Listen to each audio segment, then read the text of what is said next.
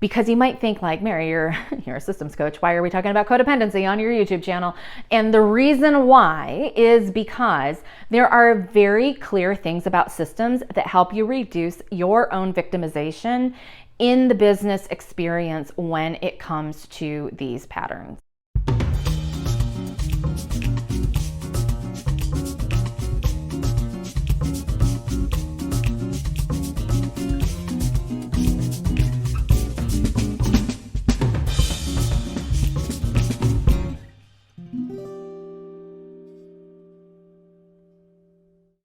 Hello, welcome to another episode of Tea Time.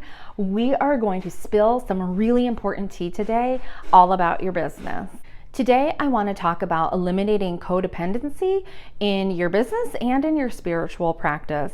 Here at Sensible Woo, we mix the sensible with the woo, so those two things go together. And one of the most harmful patterns that I see with a lot of entrepreneurs is a codependent practice with their guru or with their coach or their spiritual reader.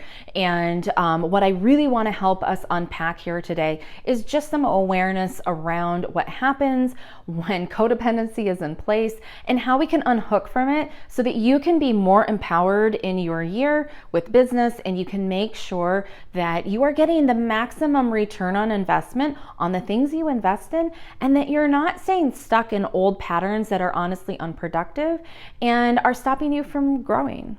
So signs of codependency for yourself can show up in a number of ways. The most common ways that I have seen this in coaching include feeling like you can't be confident without your coach's approval or their eyeballs on your work. Like you can't make that final decision without somebody else saying, yes, you did it. And if a coach is allowing you to continue in that pattern, it's becoming an unhealthy relationship. So hopefully you can recognize that for yourself. You can watch the video I have here on my channel about how to end unhealthy relationships. That can also really empower you to make huge forward momentum once you realize that this is happening. Another really common sign is not having any motivation if you haven't had your group meeting or you don't have people to talk to. It's just like there's never enough social interaction.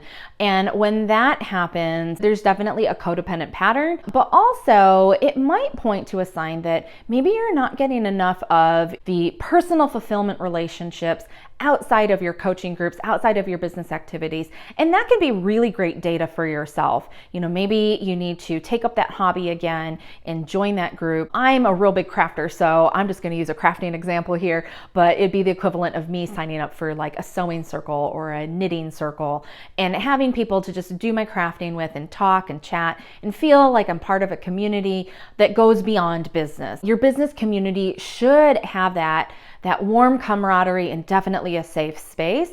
But remember, it should be there for you for business first. And the social part should be the added bonus of having a really great, strong community. So if you feel like you're not getting enough, chances are you need to figure out, is this a codependent pattern, or can I solve this actually quite easily by putting in some additional support systems in my life? The third most common way that I see codependent patterns show up is when somebody tells me basically there's just never enough personal individual attention. They need more. They want more. One of the reasons that I stopped doing VIP one-on-one coaching is because I saw very clearly how much my VIP clients would benefit from being in a group mastermind setting.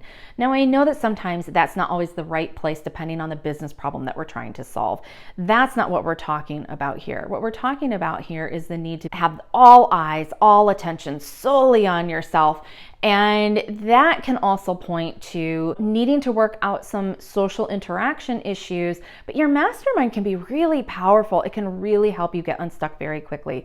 Most of the people I see who go through a mastermind program, a high quality one, they will often solve their problems faster because they're watching other people do it and they're getting better examples and real use case scenarios that help them get unstuck like super fast. The other thing too is on a magical woo-woo perspective, when you're in a group, you get the benefit of that coven-like feeling where the energy is magnified, and that is a super powerful thing. So if you find that you're avoiding those situations because you just need your coach to have all eyes on you and it's got to be all one-on-one or bust, there might be some codependency going on there, and I would encourage you to look at that so that you don't end up getting stuck in a negative pattern that honestly is not helping you grow in your entrepreneurial journey. One of the things that is really important to me in the ethos of all the things I build is this note around codependent patterns. I have this rallying cry right now to my industry and online entrepreneurship. I feel like too many programs and too many coaches encourage codependent patterns and behaviors because it behooves them to have recurring revenue coming to them from people who become increasingly dependent upon the program or the community. Now, there's one thing to get high quality help and value out of a program or a membership, but if you feel like you can't do anything without it, or you feel like you're going to fall apart without having that in your life, that means that you have not been empowered to know your own strength and your own capabilities, and that is never something that I will want somebody else to have to suffer through. I've seen this happen with spiritual teachers or readers or intuitive guides, and they will give you just enough information where you feel like you have to keep coming back for more and more. I learned this years ago when still reading tarot over the phone, and people would ask me, how soon should I come back for a reading? And I would tell them, if you feel like you need a reading, every week or every month, something's wrong. I'm reading wrongly for you, or I'm not empowering you in some way if you feel like you are dependent upon a reading to make a decision. And so what I would encourage you to do is to think about, how do you empower yourself? How do you take back control so that you don't end up in situations where the business ups and downs of the economy are happening to you, but you are empowered to take the reins and make decisions and basically grow faster and frankly bigger by not being dependent upon one person or one community, or maybe a couple of them, in order to move forward in your journey. So what I find when codependent patterns really take root is that they lead to unhealthy cycles. And what we want to do is try to figure out, how do we break free from those unhealthy cycles? Now, I want to preface all of this by saying that if you have a genuine therapy need, I'm going to always encourage you to go and get that therapy. I think we should destigmatize anything around mental and emotional health. Everybody needs it at some point. It was one of the best investments I made in my business last year, and I would encourage you to do that if you're not already getting that support this year. One of the things I see in these unhealthy cycles in the first stage usually shows up in the form of learned helplessness.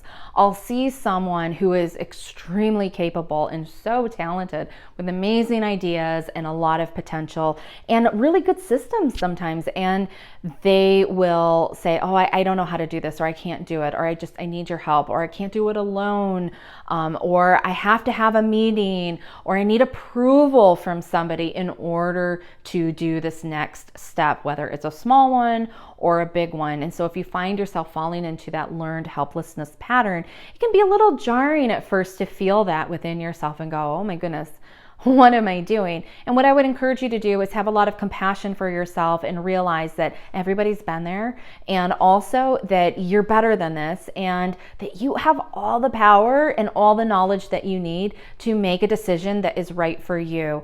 One of the reasons I love doing the mix of metaphysics with systems at Sensible Woo is because it really empowers entrepreneurs to tap into your inner gut feelings. Intuition is really just tapping into that inner gut feeling, knowing when something feels right. And everybody's cycle for figuring out, how do I figure out when it feels right, is going to be different. Some people have longer cycles where they need longer to feel into it. And some people are really, really quick about it. So learning, how long do I need to make a decision is really impactful. But if you are taking a really long time and know that way back there, you felt what you knew you wanted to do, but you were waiting for somebody to tell you what to do, or you were waiting for somebody to approve what you're about to do. That's a really clear sign that these codependent cycles are starting to show up, and that learned helplessness can be a really big, obvious one from the start. On a more advanced scale, I will see people engage in what's called weaponized incompetence. It's one of my favorite words that I picked up in the last year, and it's so accurate. Weaponized incompetence is something I have seen in the craziest of places. If you've ever worked a corporate job, you've guaranteed seen this in an office before, where you say to a team, hey, can somebody help me with this or that? And somebody who you know is very capable of doing that activity says like, oh no, I don't know how to do that. I don't think I can do that. I don't know how to take care of that. Or they make it seem as if they are incapable of taking action on that thing. In entrepreneurship, I see this show up with people becoming very dependent upon their team. There are things where sometimes as an entrepreneur, you just need to roll up your sleeves and just get that thing done, hit send, let's go. And if you're always waiting for the expert to take care of it for you, usually this shows up around technology, and which is one of the big reasons why as a technologist, I wanted to incorporate that into my business way back in the day, because I know that everyone is a technical person. If you have a smartphone, which most people do these days, you're a very technical person. You're operating a computer in the palm of your hand. I have seen people who claim that they don't know how to do the most advanced things on their phone in front of me. They do things I didn't even know about, and that just shows me how much weaponized incompetence is in play. But what it does is it gives you the feeling of taking the responsibility off your shoulders. Well, I can't be responsible for the activity or for that decision because I don't know what to do. I'm not technical. I don't know about sales. I don't know about funnels. I don't know about that thing. But what it turns out to be is that you do have the skills. You can rebalance the distribution of labor every day and every week inside your business if you pick up the pieces here and then pay for somebody to do the thing over there. And then sometimes you grow to the point where you actually need to just farm the whole thing out. Getting to the point of recognizing where your responsibility lies is a huge growth moment, and also can be a very emotionally charged moment. So again, be kind to yourself and recognize that you are not a bad person if you've been engaging in learned helplessness patterns.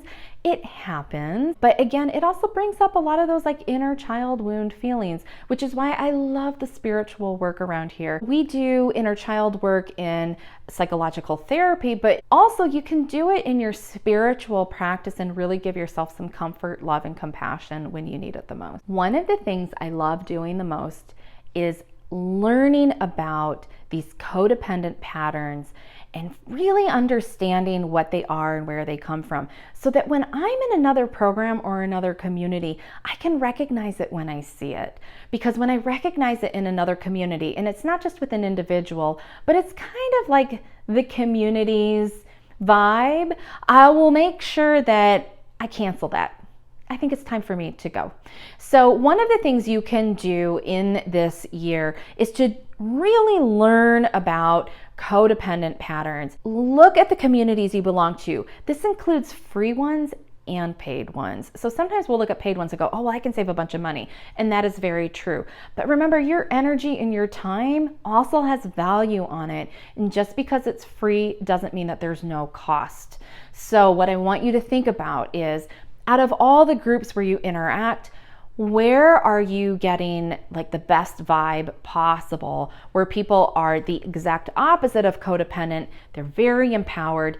You will know the difference because the people in these groups will be behaving and operating in a way that is so different from a codependent group. And in a codependent group, there will sort of be this largely a lot of inaction, and you'll see a lot of victimization behavior. And there are just so many memberships out there. I would encourage you to go find a community this year, just one high quality community where the people inside it are acting from their true empowered selves and states. And that energy is going to rub off on you too. And you are going to end up being around people who make things happen. And you're going to be so much more inspired to do the same with yourself in your own business. So here's why I'm such a systems enthusiast and how this plays into codependency. Because you might think like, Mary, you're a systems coach. Why are we talking about codependency on your YouTube channel? And the reason why is because there are very clear things about systems that help you reduce your own victimization in the business experience when it comes to these patterns. So here's the number one thing. No one sets out to be a victim. Nobody wakes up in the morning and says, I think I'd like to be a victim today. Not one person does that. But what happens is you go through your programs and you're learning, and it's a very vulnerable thing to do. And you end up in a program or with a coach or a membership community, and you end up feeling like you're dependent upon them.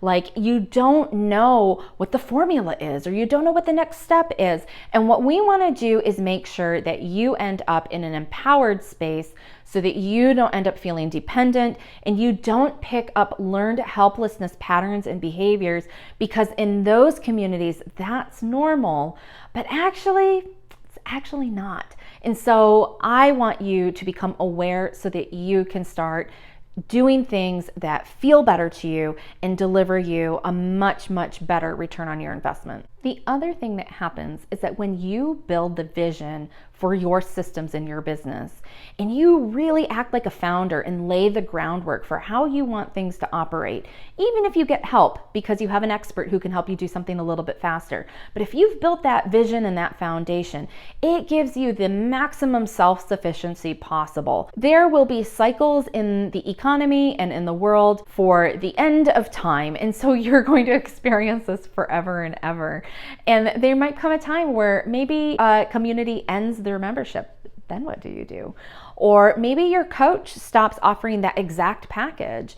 Then what do you do? And so what we want to do is make sure that you are in a space of self-sufficiency so that you can make decisions that will help you get to the next step on your path and not feel like you've been abandoned and not feel like you've just been, had the rug pulled out from under you. We don't want those feelings. Those feelings come when we are falling into a victimization bucket because we've become a little bit dependent, or maybe a lot dependent, upon a guru or a mentor or a program or a coach or a reader, for example. So my goal at Sensible Woo is that you have both the intuitive side of your decision-making process firmly into play, and you also have the very practical systems side of your decision-making process in your business fully into motion.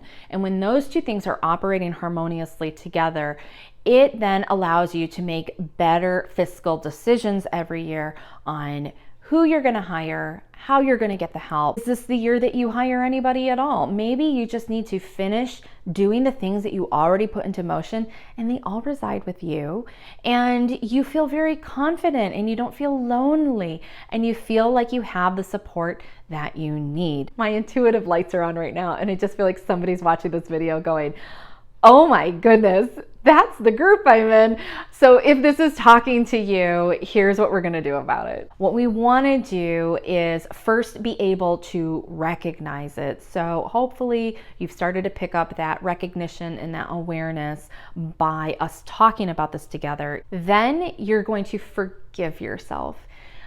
And sometimes I think this might be even harder than recognizing it, but forgiving yourself for making that purchase. We've all done it. We've all spent thousands of dollars on something that did not work, that was not healthy, was not good. Maybe it was fine for some people, but for yourself, it just wasn't. And forgiving yourself for that and saying, you know what, okay, that happened. What kind of data can I pull out of that for myself? The data that comes out is not, oh, I'm never going to do anything with other people ever again. That's going to letting the pendulum swing to another unhealthy place. So we don't want to do that. But what we do want to do is recognize that we're just simply moving forward on our path. The main road is right here. Let me make sure I stay on the main road. And for the moment, let's not try to take too many detours until we figure out what the next step should be. Once you've recognized your sunk costs, that is an economic term, sunk costs. So once you've recognized that, then what we want to do is then get out. So sometimes we can get out right away. Sometimes we can end a relationship or our membership in a place, and we can just say, okay, we're tidying things up and we're done. I find that that's actually rather infrequent because most of the time we're in the middle of the month and there's still a couple of weeks left, or maybe there's many months left. This is where you start to put on your empowerment, your CEO pants, as we say around here. So you're going to put on those CEO pants. And you're going to think for yourself, what is the most optimal solution that I can negotiate? But sometimes you might have paid a lot of money, or there might be a lot of time left on the clock. And so what we want to do is figure out, is there something that can be worked out with the organization? Or is it truly a sunk cost and you're just going to ride out that time and treat these learned lessons as really great data points for you as you build your program and as you build the next step? Sometimes we just need to cut ties and just end things. And if that's the case, you can watch the video on having healthy endings. But what I would encourage you to do is really think about moving forward into the future. How do we make better intentional decisions? How do we slow down in our nervous systems and make a decision so that we don't end up in these situations where we feel like we have to ask for a refund or demand a refund, if that is even something that we want? Again, I like looking for programs and places where the policies are really clear. I was very inspired by other people out in the business world. I have very clear policies at Sensible Woo. Absolutely no refunds. If you're not sure, if you're in fight or flight, I will not sell you a seat in the mastermind. And even if you decide 2 months after we start, oh, wait, I finally came to the decision, I will actually tell you, why don't you wait until the next cycle? Yeah, it means you're probably going to wait about a year. It is a better place for you in your emotions and in the growth cycle that you're in, rather than falling into a program and trying to feel like you have to play catch up. Look for places that are clear. Look for programs and coaches who don't try to rush you through a really hard sales pattern. There is a wonderful shift happening in our coaching world right now. I am not the only one who has this rallying cry about reducing codependency in programs and memberships. And you will find that a lot of this language is changing.